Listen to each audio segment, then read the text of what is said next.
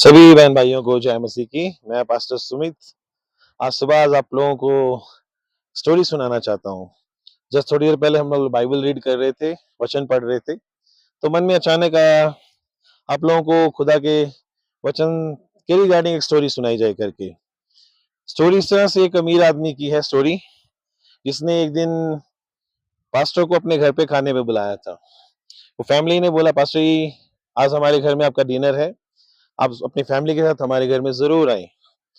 तो पास्टर जी जैसे हर बारी जो भी बुलाते हैं उनके घर प्रेयर के लिए, जैसे उनकी आदत है वो जाते हैं, तो उन उस परिवार के घर में वो लोग प्रेयर के लिए गए।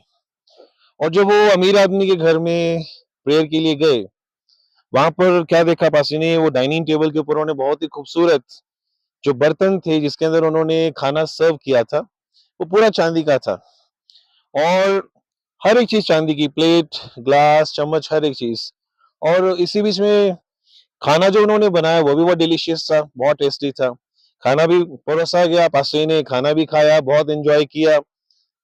और जब खाना डिनर वगैरह हो गया, पास्टर ने उस परिवार के लिए प्रार्थना की और जब पास्टर वहां से चले गए, तो कुछ समय के बाद ऐसे हुआ कि उस अमीर आदमी की पत्नी ने अपने पति को बोला कि ना, अपने जो बर्तन है उसके अंदर से ना एक चांदी का चमचा गायब है।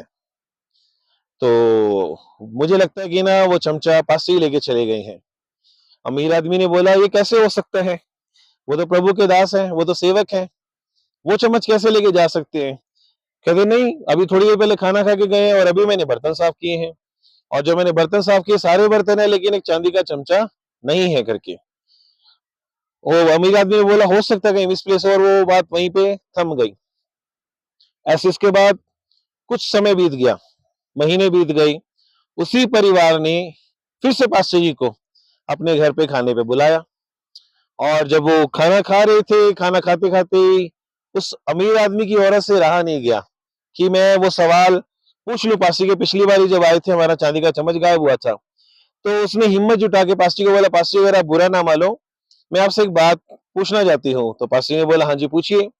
तो पास्टर जब पिछली बारी आप हमारे घर खाने पे आए थे, हमारे यहाँ से आप चांदी का चम्मच लेके चले गए। पास्टर बोला, नहीं, मैं चांदी का चम्मच नहीं लेके गया। कहते नहीं पास्टर, जब आप खाना खा के गए सारे बर्तन वहां पर थे, सब कुछ मौजूद था, लेकिन एक सिवाय एक चांदी के चम्मच के। तो पास्टर ने बोला, मैंने वो चांदी का चम्मच आपकी बाइबल में रखा था, आपकी बाइबल कहाँ है।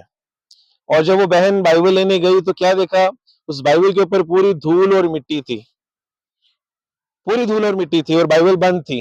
और जब वो बाइबल को खोला गया तो क्या देखा, वो चम्मच उसके अंदर मौजूद था। अब देखने वाली बात है कि आज बहुत सारे मसीह भाई बहन ऐसे हैं जो खुदा के कलाम को एक मजाक बना के बैठे हुए हैं। वो लोग बाइबल को खोलते ही नहीं है, उसके ऊपर धूल पड़ती है, मिट्टी पड़ती है, सोचते हैं सिर्फ हम संडे चर्च जा रहे हैं, ऑनलाइन देख लेते हैं, और वो कलाम को खोलना भी पसंद नहीं करते।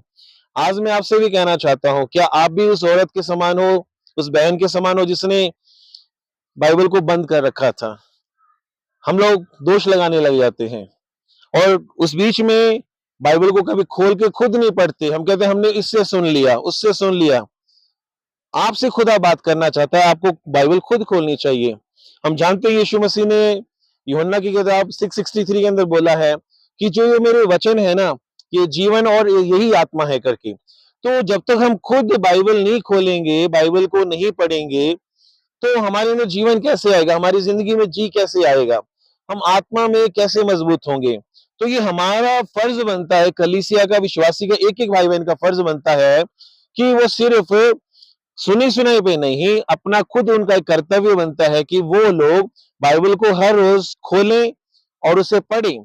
इसलिए यीशु को भी आज्ञा दी गई, भजन संहिता पहले के अंदर भी देखते हैं, यीशु पहले अध्याय के अंदर भी, जहाँ पे परमेश्वर हमें ये कहता है कि आप लोग मेरे कलाम के अंदर दिन रात ध्यान करो।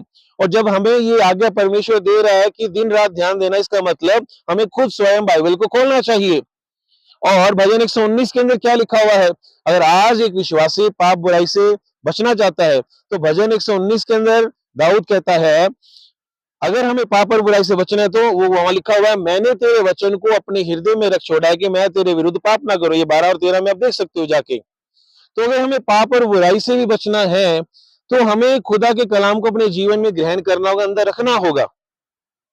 और सबसे बड़ी बात, जब यीशु मसीह को भी शैतान परखने आया, मत्ती 7 के अंदर भी हम एक वचन को पढ़ते हैं जहाँ पे यीशु मसीह ने बोला कि मनुष्य केवल रोटी से जिंदा नहीं रहता, खाने से जिंदा नहीं, लेकिन परमेश्वर के हर एक वचन से जिंदा रहता है।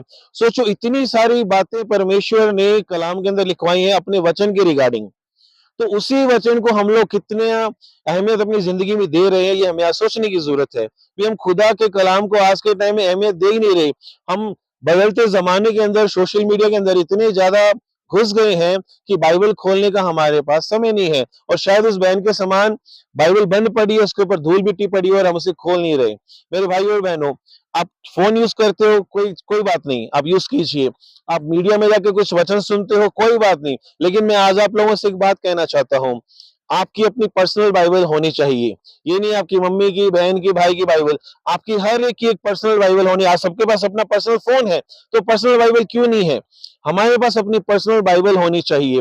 हमें सुबह खुदा की हजूरी में जाके बोलना, प्रभु आज मुझसे बात कर। जैसे हम प्रार्थना करते हैं, हमारी बात खुदा तक जाती है, वैसे खुदा को बोलना, खुदा आज तू मुझसे बात कर। और जब आप बाइबल के अंदर से जाओगे, खुदा आपसे सच में बात करेगा, खुदा आपको बताएगा। सो हमारा ये फर्ज बनता है, हम खुदा के कलाम को अपने हृदय में रखें, इसके अंदर दिन रात ध्यान करें और कभी भी इसको बंद करके ना रखें। सभी को जय मसीह की।